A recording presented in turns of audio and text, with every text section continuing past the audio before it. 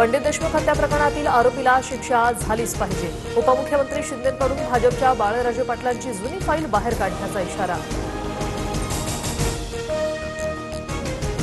मोहोळमधील गुंडगिरी संपवण्यासाठी बाळराजेंना फाशीची शिक्षा झाली पाहिजे.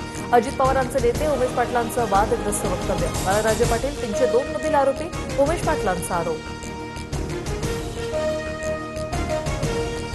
ठाकरे सेनेतील 11 उमेदवारांची रेणापूर नगरपंचायत निवडणुकीतून माघार. स्वपक्षाने कसलं सहकार्य केलं नाही, आता तटस्थ राहणार. 16 पैकी 11 जागांवर माघार. कोल्हापुरातील चुटकीवाल्या बाबाला अखेर ठाण्यातून अटक. करवीर पोलिसांची कारवाई. भाविकांना लुबाडणारा सनी भोसले जेरबंद. पुण्यात कोयता गँगचा पुन्हा ऐलोस. 25 ते 30 दुचाकी, कार आणि रिक्षांची तोडफोड. हांडेवाडीच्या आदर्श नगरमधील घटना. लग्नाच्या मंडपातच स्मृती मंधनाच्या वडिलांना हार्ट अटॅक. सांगलीतील खासगी रुग्णालयात उपचार सुरू. स्मृती आणि पलाशचा लग्न सोहळा पुढे ढकलण्यात आला.